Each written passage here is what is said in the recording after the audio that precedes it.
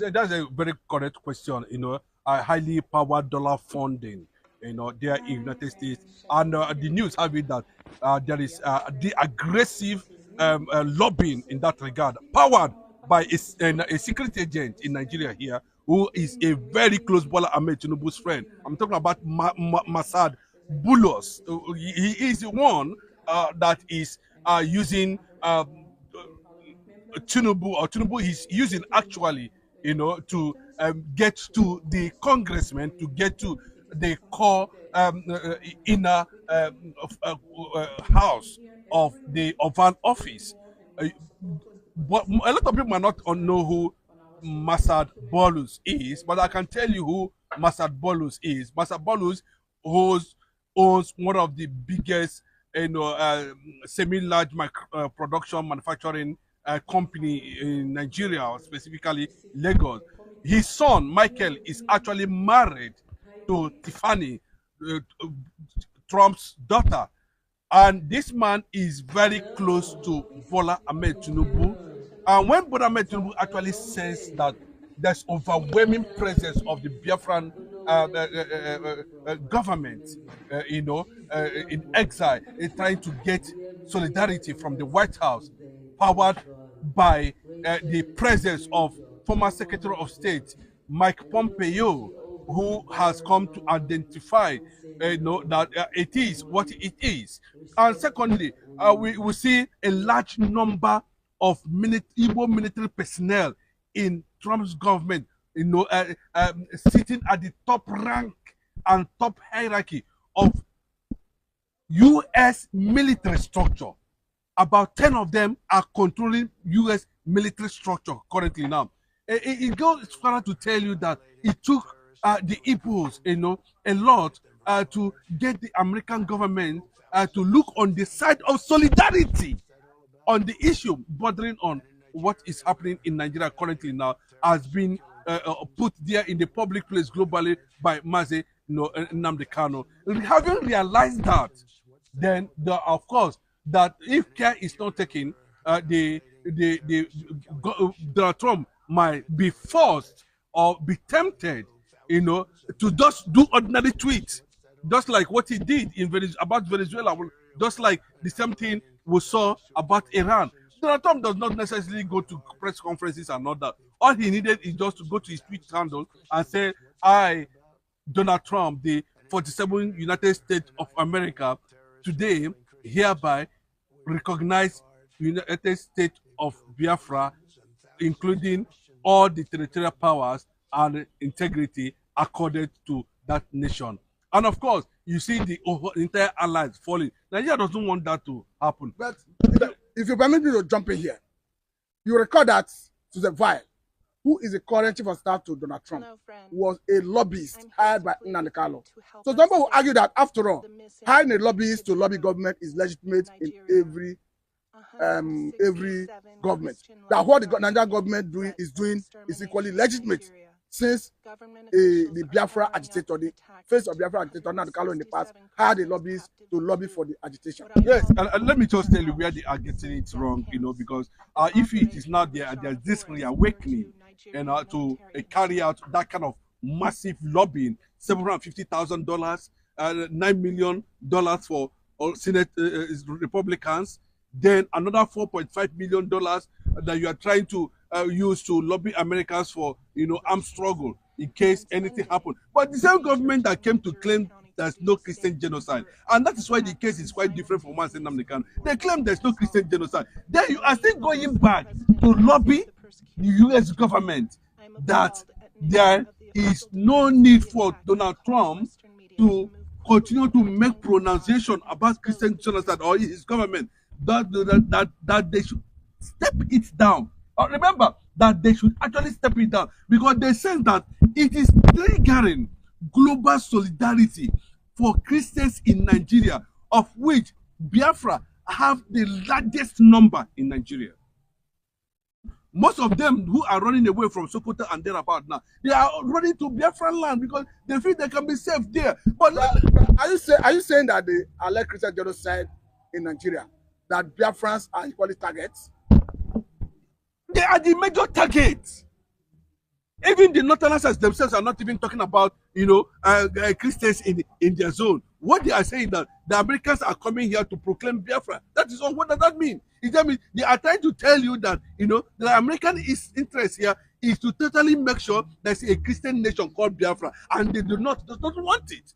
And for a Southern president, Bola Ahmed Tinubu, who jailed Nnamdi Kanu under APC, we saw what happened in Finland about Simon Ekpa. It means there has been this plan that Bola Ahmed Tinubu has following the jihadist plan in connection to make sure that there is nothing like exposure of what they are doing or what they are about doing in trying to conquer the entire Eastern Bloc, who are majorly Christian. It took Turkey only 2 days to collapse under Islam.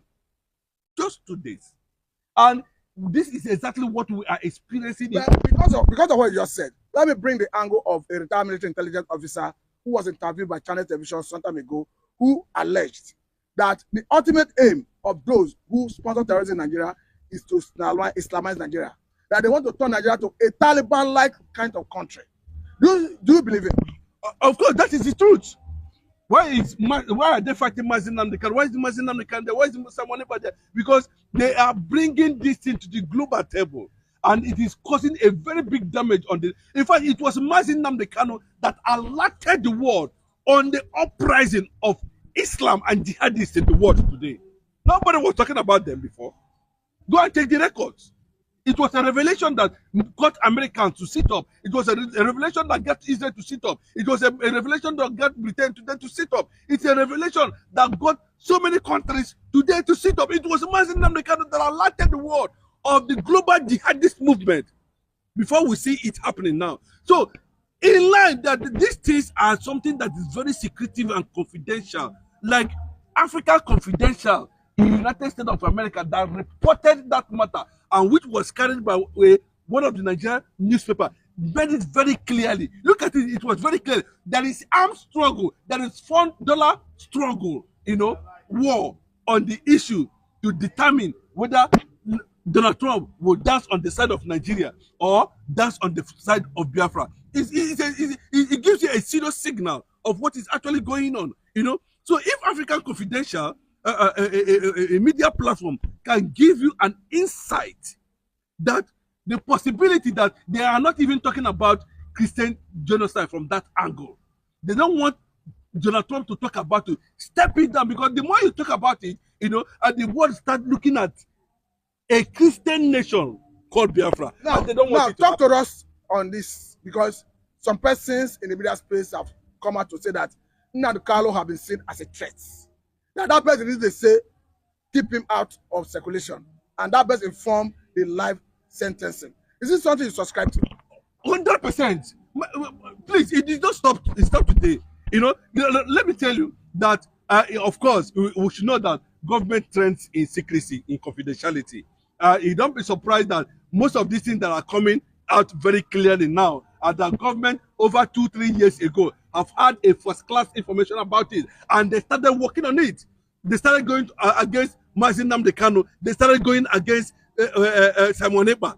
So you can see that these two powerful figures, we are being seen as a clear revelation of what is about to come. But I can tell you that that person that reported that is lobbying dollar war between Nigerian government and the Biafran in Washington, in US currently now, made a very damning mistake. That means what they are portraying to the global world is different from what we are here are observing and known to be the truth.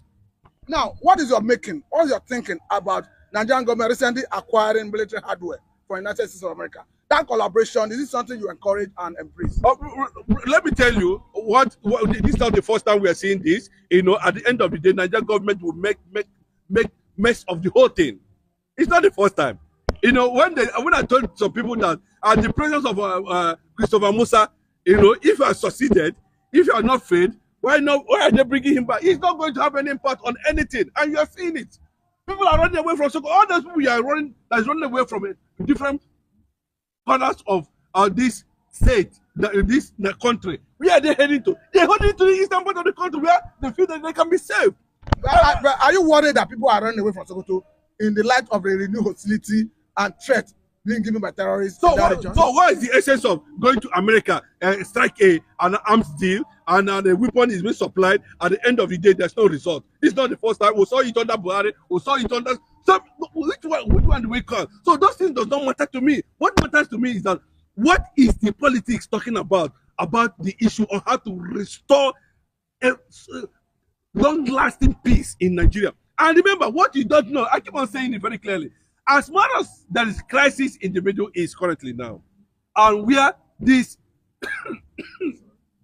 machineries are being seen to be hit by US and Israeli, most of them who are escaping now are escaping to the African continent and possibly Nigeria. So there's a reason why Gumi said that Donald Trump cannot conquer terrorists in Nigeria. Because these other guys that are escaping from other parts of the world now as a result of hit by US soldiers and US government are running to Africa. And there's need for them to create space for them. And that is why...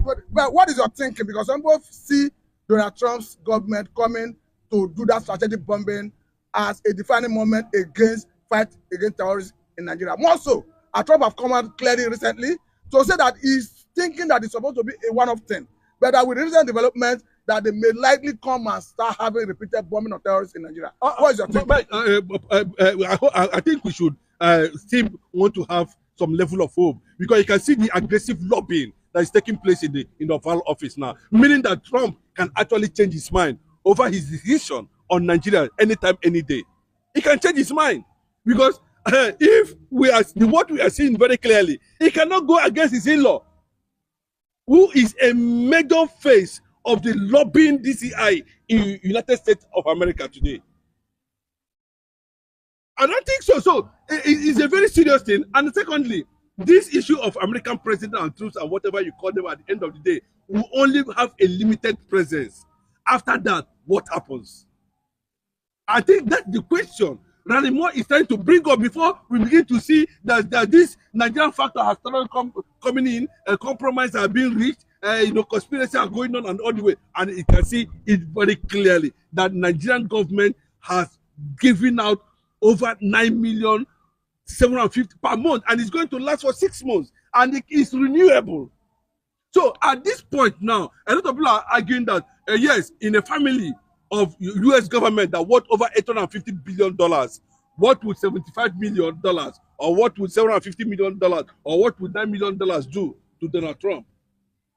Donald Trump saw it very clearly that a lot of people, lobbyists and out there, he still went to Venezuela. There's a lot of people who are trying to stop him from going to Iran. He still went to Iran. Then that is not enough reason why we should be suspicious that Donald Trump is not going to show solidarity to Christians in Nigeria by proclaiming Biafra as a Christian nation, by ordering total disintegration. We don't need Donald Trump to bring army, because this thing is for a meantime, like Gumi will say. I mean, ask if Donald Trump is to send a proclamation to UN General Assembly for voting, knowing that America have vetoing power, and it goes against America, and maybe Trump government decides to veto it and declare Biafra a sovereign state. How will your mood be? Okay, we don't know that. If you look at the American Constitution, how will your mood be if that happens? Of course, everywhere will be. I think it will be erupted in jubilation and celebration, because that's the safety of over 85 million people as a nation that will be protected. Their destiny will be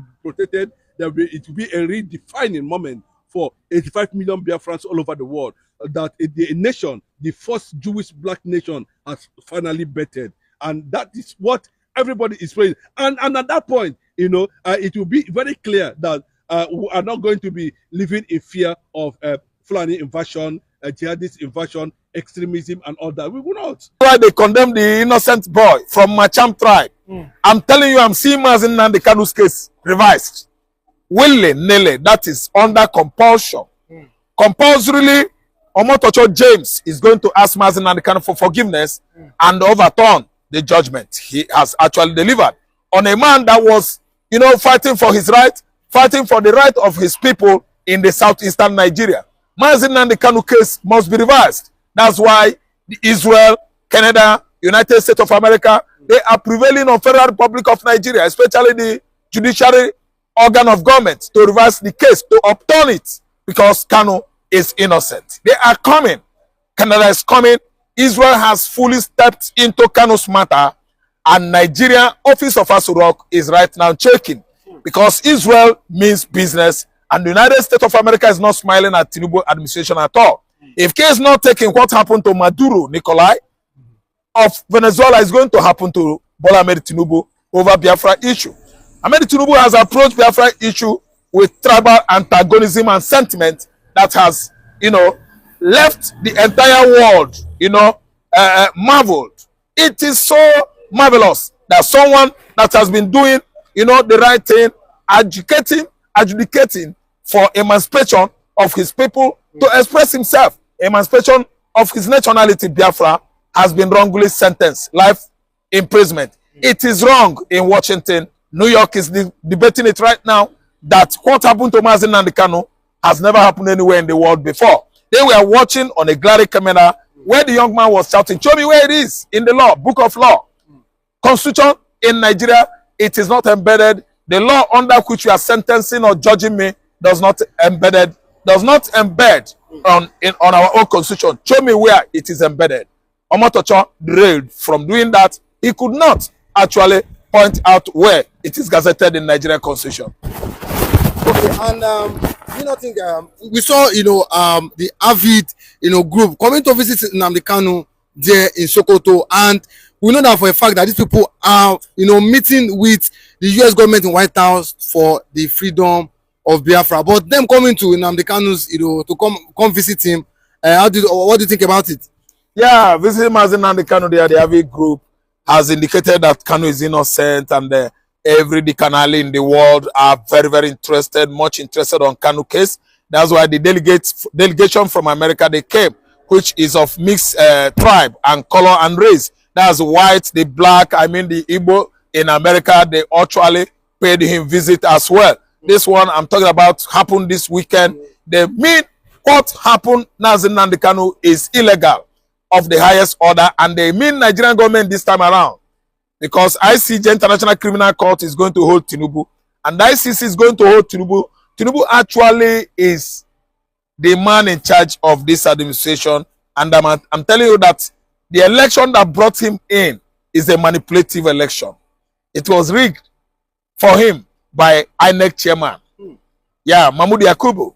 If care is not taken, what happened to Maduro, Nikolai, will happen to Amoputa and Tinubu, because Amoputa has planned, concluded, perfected it with Tinubu to rig 2027 election. And you know whom Donald Trump is a man of his word. He will never, under his watch Tinubu rig Nigeria election anymore, or else he will come here and boggle him to Washington. So what we are seeing now is that the group that are visiting Nnamdi Kanu has actually, been advocating, campaigning for Kanu's judgment revision. That revision is what is going to give Kanu upper hand to come out and Biafra emancipation as well. When a man has actually rejected over 1 trillion naira bribe, oil wells, and other incentives, we know that the man, even vice president, the man means business. Tinubu went there and begged him to replace Chetima comes 2027. Kanu said no. Chetima position is for Chetima.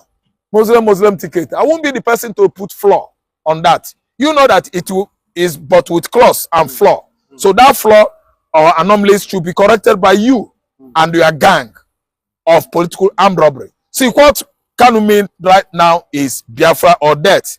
This visit has actually singled him out as one of the most celebrated, prisoner in the world. Someone that was wrongly jailed, actually forgotten at Sokoto prison, has brought such foreign exchange earning to Sokoto state, in the sense that Americans, Germans, Chinese, Indians, the whole Western worlds are trooping into Sokoto states, thereby earning that state more and more forex in hard currency.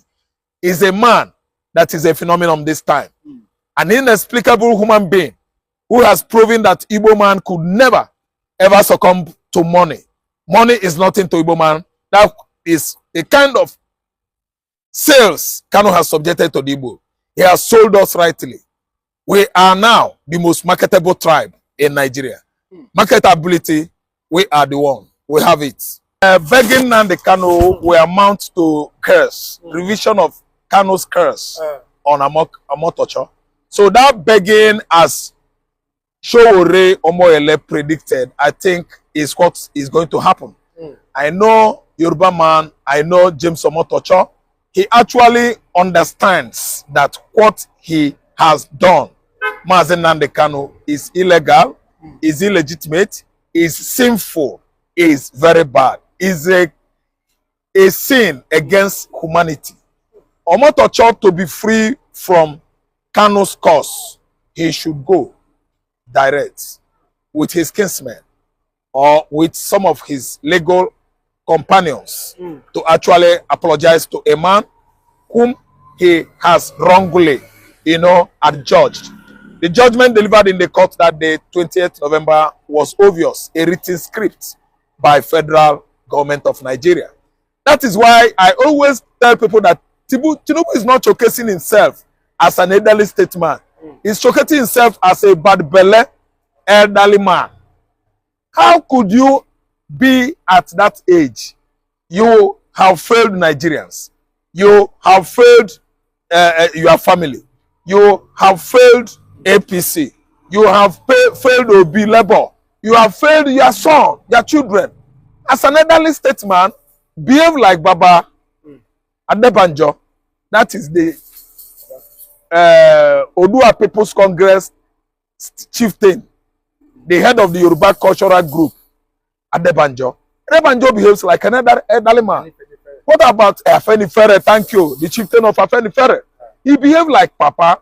He behaved like someone that I see the whole Igbo, the entire Igbo nation respected when he was alive.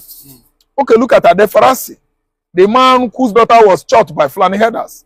On getting to his house, Tinubu made one kind tribal statement that wasn't good. Tinubu, instead of commiserating with Adefarasi, Baba, Farasite Abi what? He said, was